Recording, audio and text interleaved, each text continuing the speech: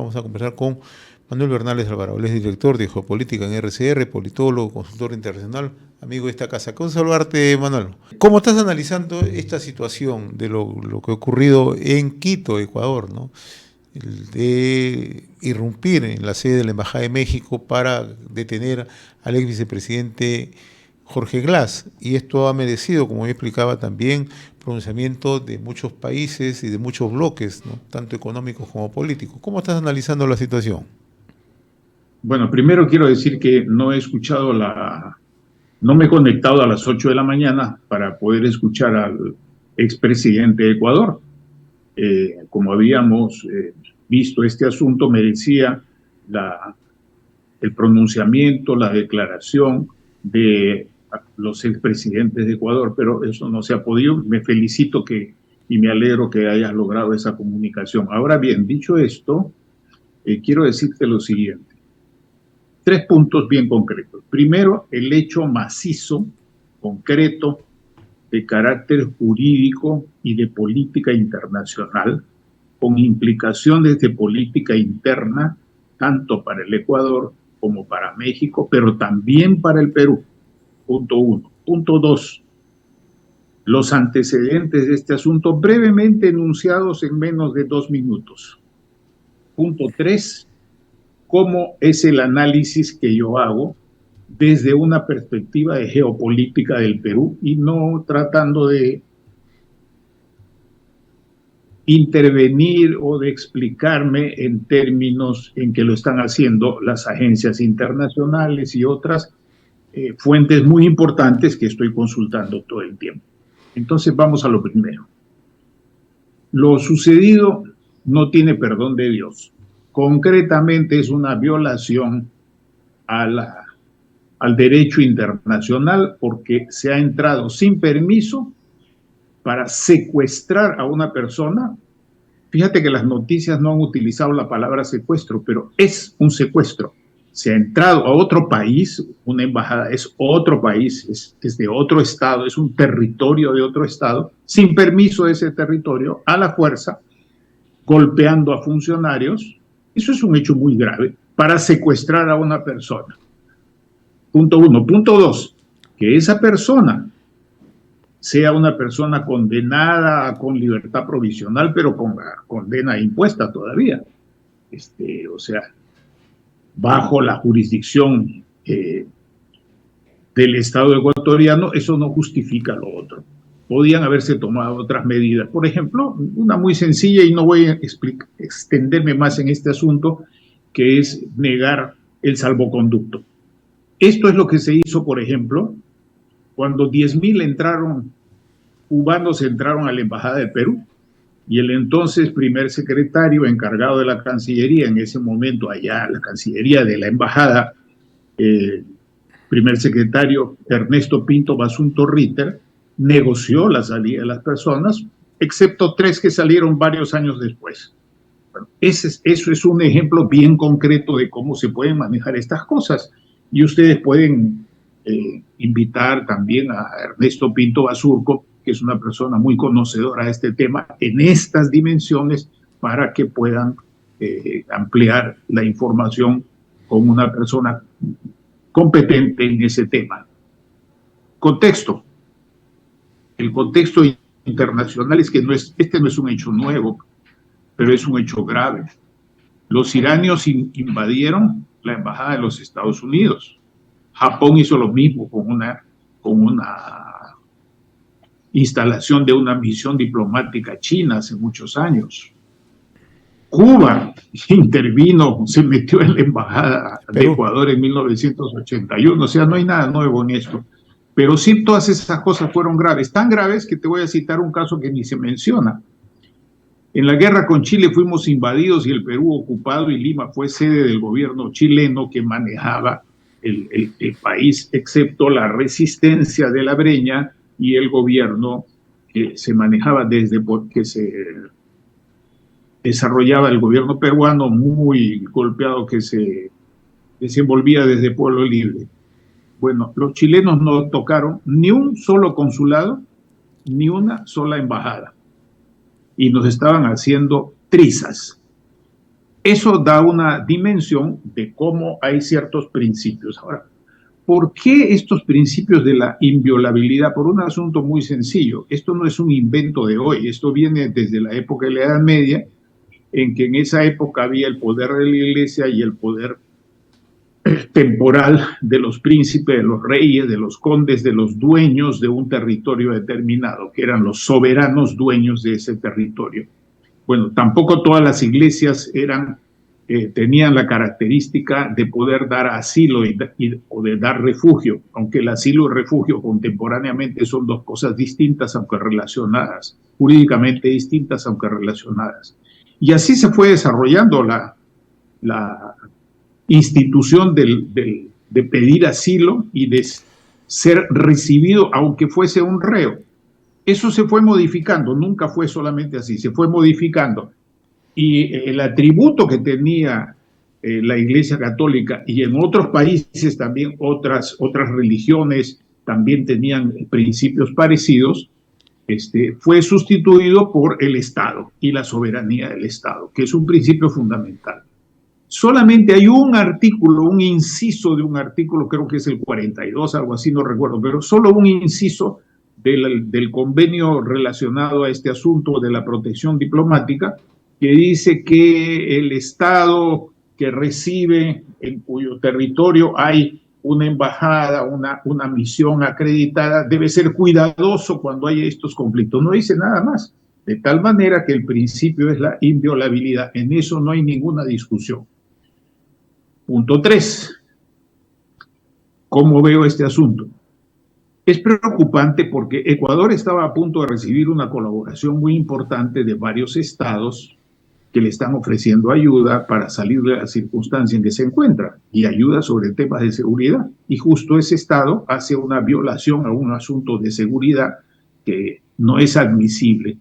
Entonces la Unión Europea, los Estados Unidos, varios estados que están en la línea, vamos a decir, política de los intereses y del discurso o de la ideología, para no entrar en muchos detalles en este asunto, sino de los intereses políticos internacionales, con más coincidencias que discrepancias con el Estado de Ecuador, van a ver este asunto de una manera con mucha precaución, de una manera muy cauta, ¿correcto? Porque si esto ocurre a un Estado que estás tratando de ayudar para que restablezca el orden, la seguridad pública y todo lo demás, sería como una contradicción. Entonces, este es un asunto delicado para Ecuador.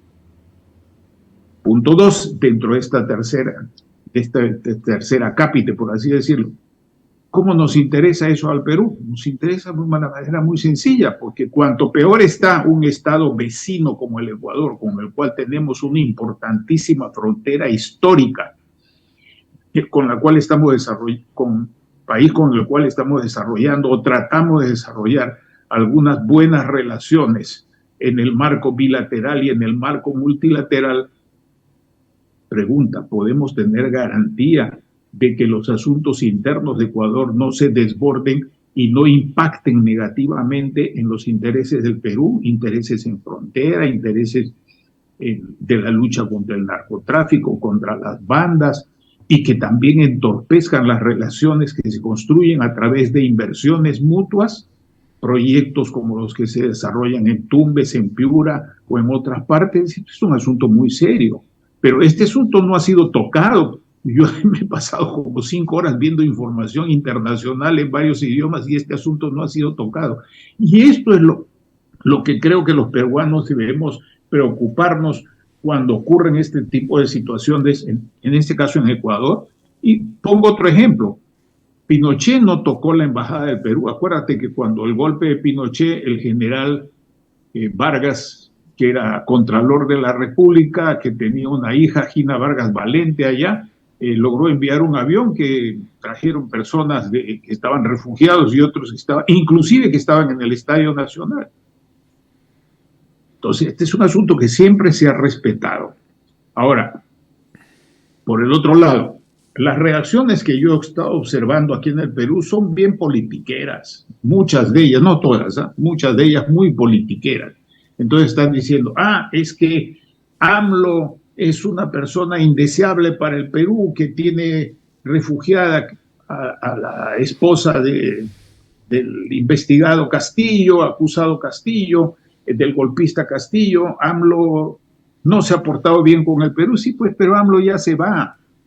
Y lo importante es que no hay que ideologizar o politizar con asuntos internos este asunto, porque en este caso México tiene razón.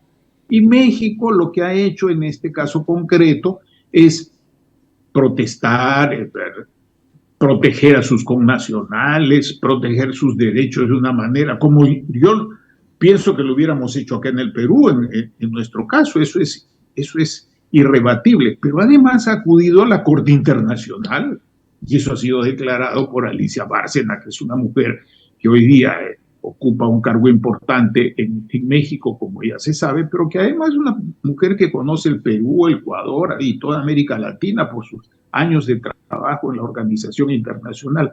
De tal manera que mal haríamos tratando de decir que es un asunto que debe tener excusas porque AMLO es izquierdista, porque AMLO nos maltrata, etcétera, porque eso no es aceptable, de hecho, de facto, no es aceptable en el mundo internacional.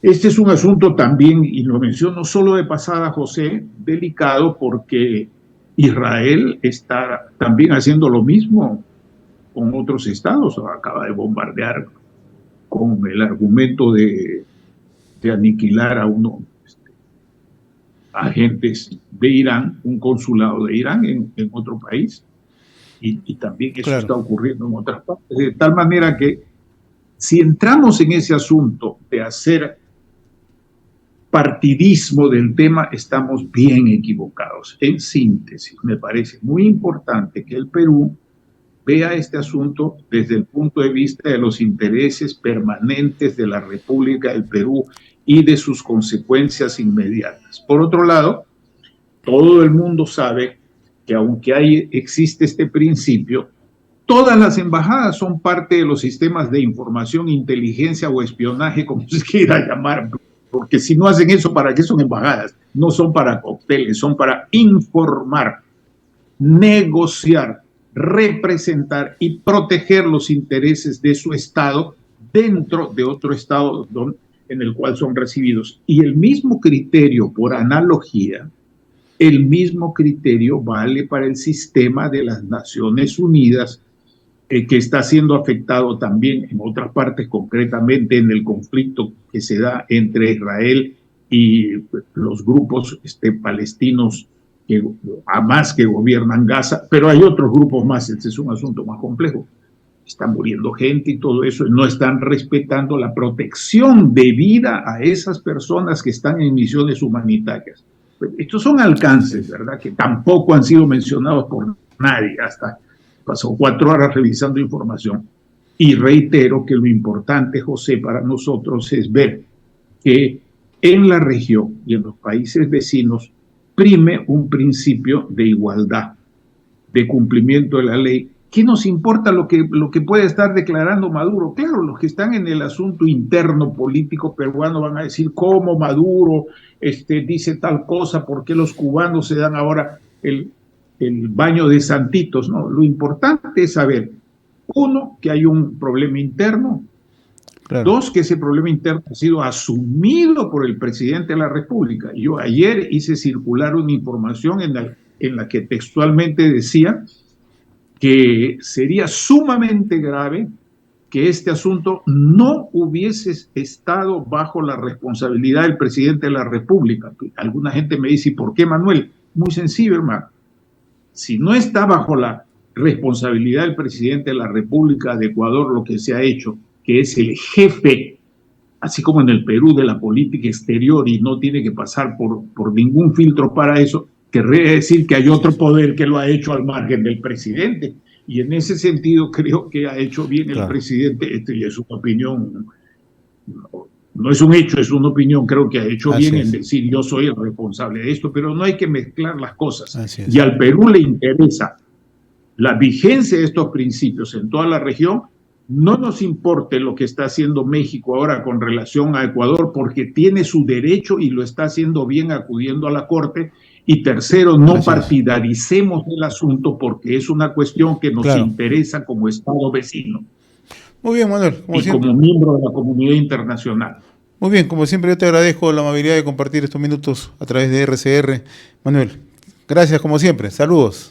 Muy amable. Un abrazo, feliz día.